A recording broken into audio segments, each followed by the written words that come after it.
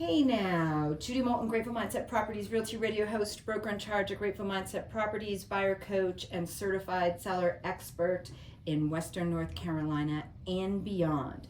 Coming to you live from 107.7 FM, AM 1450, and online at gratefulmindsetproperties.com. Today's show is sponsored by Grateful Mindset Properties, where we strive not to be of success, but rather to be of value. Grateful Mindset Properties was founded in 2020 and serves Western North Carolina and beyond with a grateful mindset. Grateful Mindset Properties is located here in Western North Carolina in Hendersonville, North Carolina, but we serve the entire globe. Primarily we serve Western North Carolina, Tennessee, South Carolina, Virginia, Georgia, and more. Today I have a special guest, so be sure to stick around. But today's special guest is Tanya Johnson of She's Crafty AVL. She's a hat specialist. She's creative, knowledgeable, and kind, just like our agents at Grateful Mindset. She cares about the rights of people, and she likes to educate the public. And just like all of us here at Grateful Mindset Properties, to put it bluntly, she cares about things that people don't know that they don't know. So be sure to stick around to hear more from Tanya and me and when we chat in just a little bit. Before we get to that though, I'm going to talk a little bit about art, science, and human interests. A little bit going on here in Hendersonville. Soon to be opening, the Hendersonville Art League will be have a grand opening in May. They're going to be on 7th Ave. They're going to be moving from Asheville Highway, one of the places that I teach somatic art, drawing, and art therapy. For those of you that listen to me each week, we've got, it's changed. We've got almost 8,000 local listeners and about 10,000 national, which is amazing, that listen to us on Saturday mornings from 9 to 9:30 on 107.7 FM, where the heavens kiss the peaks, WKHP. So that's really wonderful. But for those of you that don't know, a little bit about me before I became a real estate agent and a broker in charge and a realtor here in North Carolina. So due to personal changes that transferred from helping as a trauma clinician and an educator to continuing to share my genuine spark, I live a life of purpose and help people make educated, transformative changes through real estate. So let's talk a little bit about what's happening in the news today, what's happening in real estate right now, some real estate trends here in North Carolina. So when we look at the state of North Carolina, so overall just the state of North Carolina, days on market, we're at about 0 to 30 days. There are about 235 residential properties that were on market for an average of 30 days. There's about 50 or more that are on average about 45 days or longer. And that's really important to note. What we're seeing as a result of things that have happened here, especially in Western North Carolina, we've seen things take a little bit longer, especially with loans. We're seeing a lot less loans actually happening. There's it's been about a 50% drop as a report from the major broker association or mortgage broker association that reports on that nationally. We've seen a great drop in loans, and that has a lot to do with not only inflation, the new administration. I'll talk a little bit about tariffs in just a little bit, but mainly because interest rates are still really high. We're right under 7%. That continues to sort of hover there. There's even a prediction that we may even see as high as 10% over the next 2 to 4 years. So just kind of keep that in mind. So we're seeing a lot more cash buyers, but where we're seeing cash buyers are more on the 500,000 plus market. So we're seeing a great uptick. We're about 47% is at a 500,000 or greater purchase, where the mid-range, which is between 300 to 450 nationally, we're seeing quite a drop in that area. New construction has definitely been delayed. I know I talk about this quite a bit, but that is still continuing. So just kind of keep in mind some of these stats as you're thinking about selling or buying. So you really want to spruce up your home if selling, especially kitchens and bathrooms. That's always the case. painting, flooring, anything you can do, especially now that we're in the 80s today, actually. But as we're warming up, literally and figuratively in this area, we're seeing more flowers and, just green and plush. Make sure that your outside of your home looks really nice and brings out that curb appeal. That's really important. But let's talk a little bit about what's on the market right now. So here we're highlighting a few properties. 3503 Mountaintop Way, a 2-bedroom, 2-bath condo with a beautiful wraparound porch. It's completely updated except for, I think, one of the bathrooms. Vaulted ceiling, stone fireplace, mountain views year-round, right on the golf course in Cummings Cove, one of the featured gated communities here in Hendersonville, North Carolina. So be sure to check that one out, 3503 Mountaintop.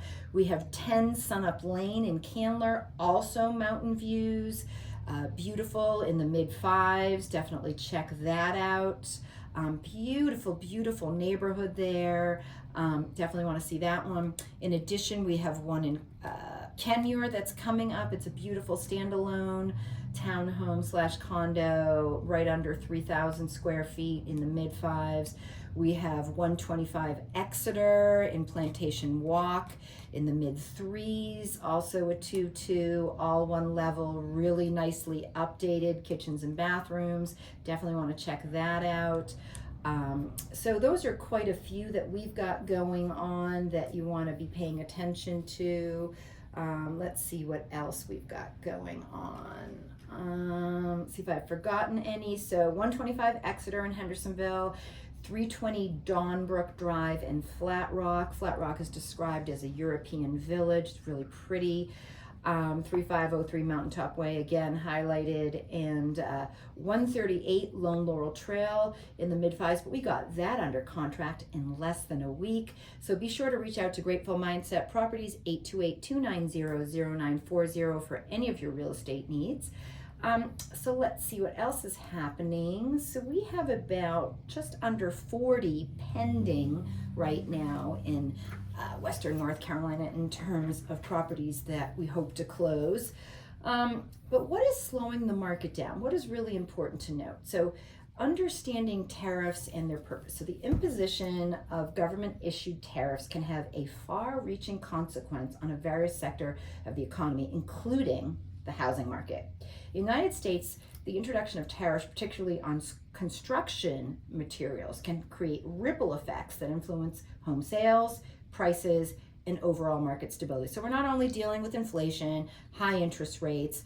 Here in Western North Carolina, new builds, new construction, we're looking at about 2 to 5 years before we really start to see a surge in that area. It's really just a focus on current homes. So sellers are like, well, if I got a 2% interest rate, why would I sell my property and buy something, that's just under 7% if I can get that, or 5 if you can buy down the rate. So that's a big factor, but we are still in a buyer's market, but the cash buyers are definitely leading the trend. But the housing market in the U.S., the housing market in the United States is a complex system influenced by various factors, as I just talked about: interest rates, economic growth, consumer confidence, which we're dealing with a lot right now since we've got this new administration, and the availability of construction materials. So tariffs on imported goods, especially those used in construction, can significantly impact the market.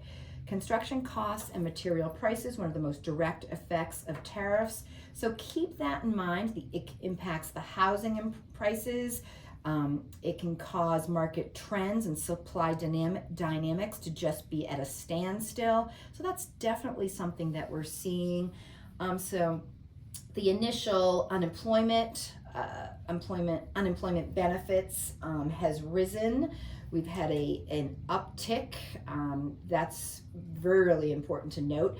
So updated as of April 5th, we have about 2.2 million people who have claimed unemployment insurance. That's affecting the economy. That's affecting people buying homes.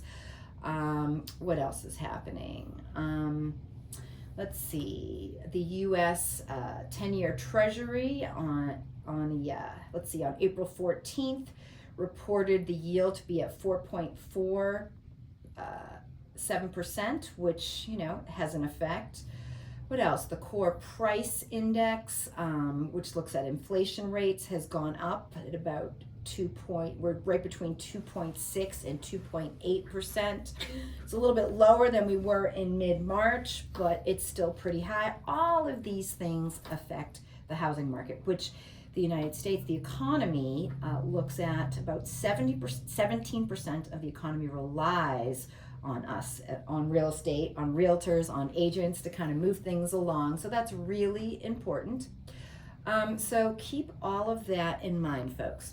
So I'd like to bring my special guest that I talked about, Tanya Johnson of She's Crafty AVL. And for those of you that are on YouTube, you can see my hat.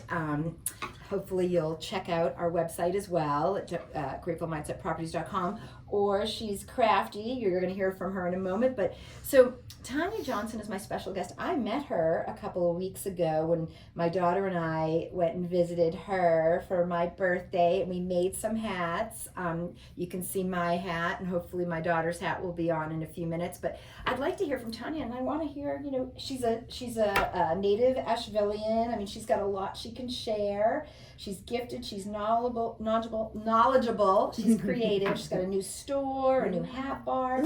What do you want to tell the public? Oh my gosh. Hi everyone, I'm Tanya. I'm the creator behind She's Crafty AVL. I'm a Asheville native, local. My whole family's from Asheville. Don't take our pictures when you see us out in public. It's weird. It's like the bears. Like, just leave us alone. But I actually was a real estate paralegal for 11 and a half years. I forgot about that. Before I went back, and when the housing market bubble burst in 2008 is when I went back to art school full time. I have a graphic design degree. I have a minor in marketing. So I worked for a bunch of different places as like a creative director, etc. And I was just kind of stealing the joy out of my life. And I was like, what if that genuine spark, what if I did this for myself? And so I did some freelance graphic design half the year, and then I would do craft fairs, and I was like, oh, everyone's happy at craft fairs. I can just do whatever I want. And so my creativity has evolved into my hats. I have been researching this type of medium for about, a year and a half, and watching people burn hats, and I was like, oh, that's so cool. And so I waited until 2023 to start doing that. It took a couple months and just messed up a whole bunch of hats.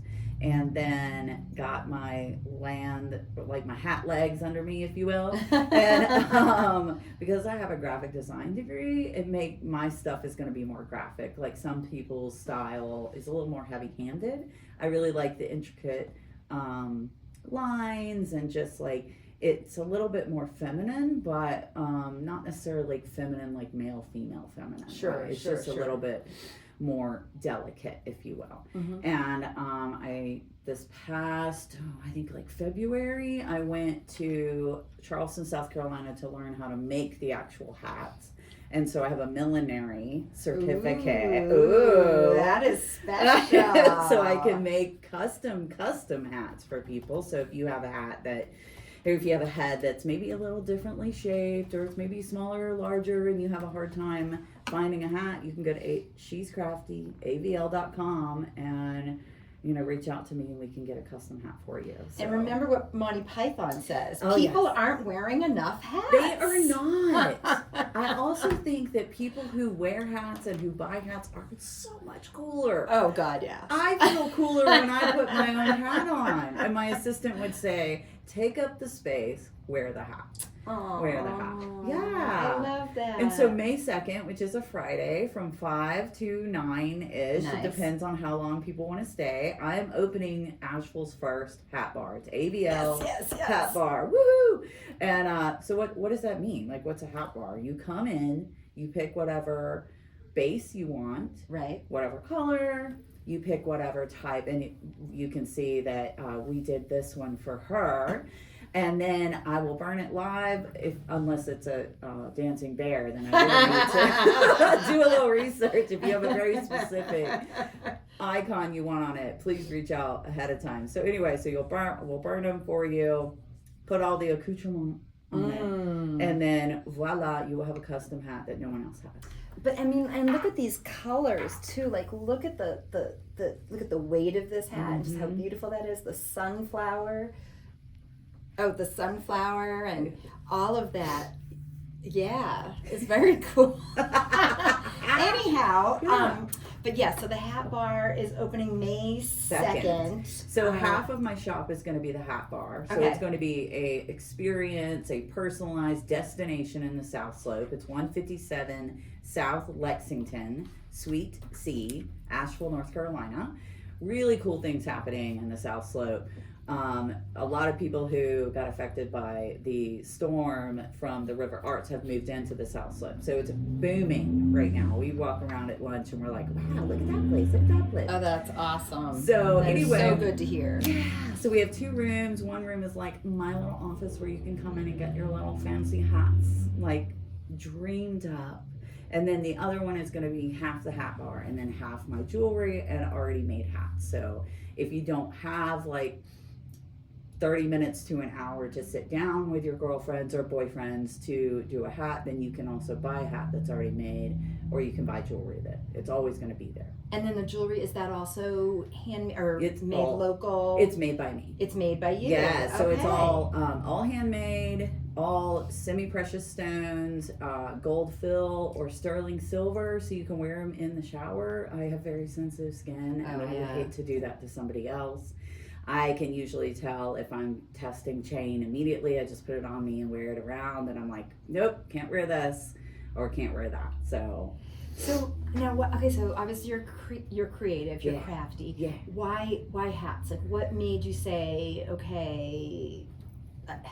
I think people are so cool when they put a hat on. Okay, so I've knit and crochet from the time I was 6 years old. My grandmother taught me in North Asheville to crochet, and then I just like have sculpted ever since.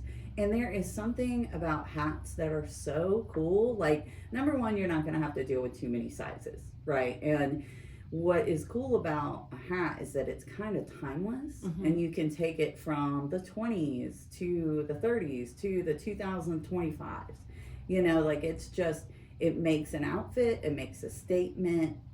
It's also something that you don't see very often, and I think that we're moving into like this maximalism instead of we're in a very minimalism type fashion industry, and now we're more into this maximalism, which I'm embracing. I'm like, let's go, let's have fun, wear the hat, be crazy. Like, people are like, where am I gonna wear this? I'm like, the grocery store. Like, where wouldn't you wear it? You know, you can wear it with anything. You can dress something up, dress something, you know, change just a look. I mean, I'm a hat collector, so I love hats. Hence why I went there for my, you know, had you help me for my birthday. But so, and you obviously drawing, like, you can draw. Yes. I mean, I can draw stick figures. You can draw just these beautiful things. Thank you. And I think it's a different type of accessory that people maybe do or don't think about. It's also like a keepsake. One of the things that I've done is I did a a bachelorette party. And so the bachelorette brought a piece of her wedding dress, and so we put it on the hat for her, and she's able to look at that hat for the rest of her life and be like, this is when I took my 20 friends to the mountains of North Carolina and we did this. And so it's an experience and not just an item, you know. So I think that having custom work for people, it doesn't really take that long to make it a little bit more special. Just take a minute. Like yesterday, I was at the Grove Arcade Market and I fit necklaces or bracelets or whatever I have to the person, because some people have very small wrists or a different size wrist or whatever, and so it feels awful to not have something that you want for you. And so what I will do is I always bring my tools with me. I've taught my assistant how to do this as well. You know, we can just fit you right there. And so it's personal. You take time. One of the things that really matters to me is holding space for people. And some people, we've held space for people who've never had space held for them before. You know, we've held space for people who are differently abilitied. We've held space for people who are maybe like exploring their gender identities. You know, it's just like, why wouldn't we? You know, why I wouldn't love we? that. So it's interesting, you know, as a retired clinician holding space, Yeah. and I specialize with couples, and so I love hearing you say that, because that's such a, you know, an impressive statement to make, and to think about that. That's, you know, so art, you know, what makes us different from the rest of mammalian species is how we use art, and how we us as a mammalian species file information away. Yeah. So having the ability for someone, whatever age, whatever gender, whatever their focus, whatever their abilities or lack thereof, like me with stick figures, that there's someone like you and your assistant to help people find that, you know, fine tune it, find it for themselves, and feel like I could do this too. Yeah. And like one of the main things, we want them to walk away, whether they walk away from our shop, a conversation with us, coffee with us, seeing us on the street, is that they have been seen, they've been heard, they are valuable, and you know, it's hard to come by right now. And so just, I don't think it takes that much time or effort to do that. And so even if somebody is rude to us, we're like, you know what, you have a good day. Yeah. Because we don't ever make it about us. You know, we're just like, okay, well, have a good day. We'll be here. Now, do you wear your hats too? Like, oh yeah. Okay. So like the one you have on now. The one I have on is one I made. So this is what I would call a bespoke hat. Okay. So this is 100% wool. Okay. And it has a liner inside of it. It has a custom sweatband. Okay. This is one of the ones I learned to make. And, when you went and took that class. Yeah, when I went and took the class. So this is what I will be offering. So you'll have two options, right? You'll have the ones that are the hat bar. I just hit this thing. You'll have the hat bar ones that you can burn. These are a little bit less expensive, a little bit more financially approachable. And then if you are the type of person who is really into hats and has like a very specific style, then we can do the other hat for you. Yeah, we can do other colors. You know, if you want to do rabbit, beaver, wool. These come in a little bit more natural. And these are a little bit more like commercially made. So this material, okay. It is a polyester cotton blend. So it's actually really nice for the summertime, even though people think, oh, that's going to be so hot. And I'm like, you're going to be hot. And is it easier to burn on the cotton blend? It or doesn't matter. It doesn't really matter to me. Okay. It feels like sometimes with these, so the brim burns different at a different temperature than the crown. And then sometimes the inside of the hat burns at a different temperature as well. And that affects the color? It affects the color. It affects the texture. What's interesting about when you burn the hats, it's about temperature and it's about pressure. And so like the tip of the wood burner is basically what I use, is very much like you just have to watch how deep you go. Oh yeah, because I'm like feeling it, and it has like such a, you know, really cool effect. But like I could see how, if you don't know what you're doing. Or you just mess up and you get too confident, which is what happens to me. I'm like, I got this, I know what I'm doing, and then I don't got this, and I have an extra hat. How long does it take you to mill millinery hat? Yeah. It took me 2 days, so 16 hours, so 8 hours per hat. So I walked away with 2 hats. I walked away with a lot of knowledge. There's so many different tools that you need. Like you need a steamer, and you need a very fancy gravity fed iron, and you need a head measurer, not just a tape measure, and then you need like a block that's the size of your hat. And so there's many tools, many accoutrements. Huge accoutrements, yes. Oh, wow. You gotta cut the brim. Like usually the hat, this one came about 2 to 3 more inches wider than it is. So I cut the brim and that's the first one you did? This is the first one I did. Oh, yeah. That's special. It is special. It's funny because people are like, are you going to burn it? And I was like, I don't know. I don't know if I want to. But it is nice to have like various options. Like I have a burned hat that I've made that's a black one. I always wear a lot of black. Okay. I was taught in art school you don't detract from your work. Okay. So you wear all black. Oh, and that's so why a lot of designers wear all black, because they're not detracting from their work, unless they make really crazy clothing, and then you can wear your own stuff. So Yeah, they may like color. yeah, it's okay. It's okay for us to be colorful. It is color's your friend, and I'm a big proponent for color. Even though I don't wear it, I wear pops of color. I usually wear pops of rainbow. And then you have an assistant. I do. Her name is Meg. Meg.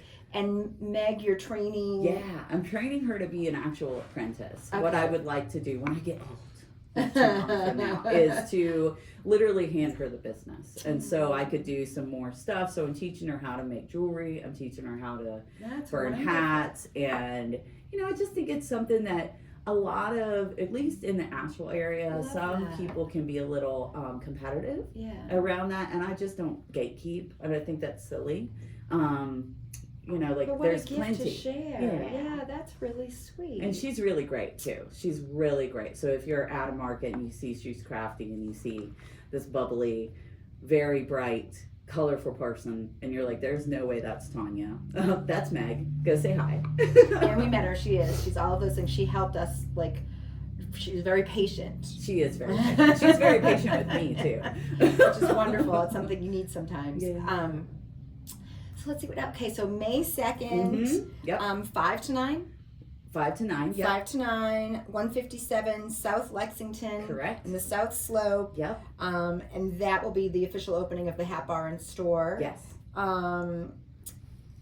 Anything else we need to know? Oh my gosh. Anything Well, special? So I will say that if you do want to get a hat bar, there's limited seating. Because I am still a small business, I couldn't get a great big huge place. So there's about seating for about 6 people. So you want to go on the website. Okay. She's Crafty AVL.com. She's Crafty AVL.com. Okay. There is a button to push that says book a hat bar. And so you'll need to book your hat bar. I would say go ahead and book it. You can book it about a week in advance. There's already dates through the summer that are taken because we do shows still. So we still travel to shows. Which is lovely. Oh my gosh. It's a little exhausting, but it's so a lot fun. going on. Well, yeah. And so you get to, meet people and do different things and have different experiences. Exactly. Like not just in the shop, but then like out in the world. Exactly, and in different cities. And I think it's really important to travel to see what other people like and to see what, like, where's a blind spot for us? Where are we missing?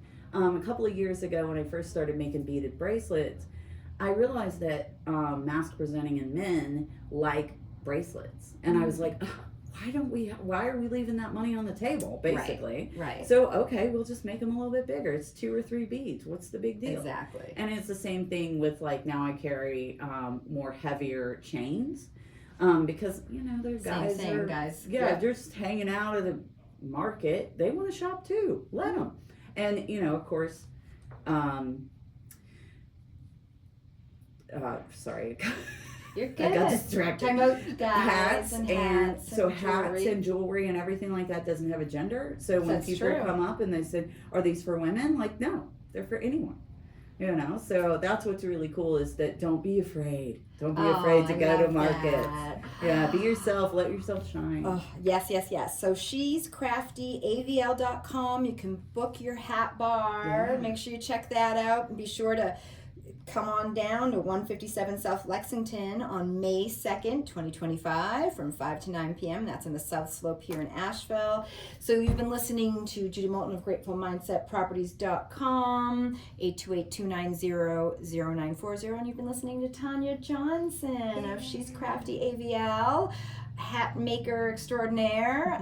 And so it's been lovely to have her. Thank you for being on the show with us.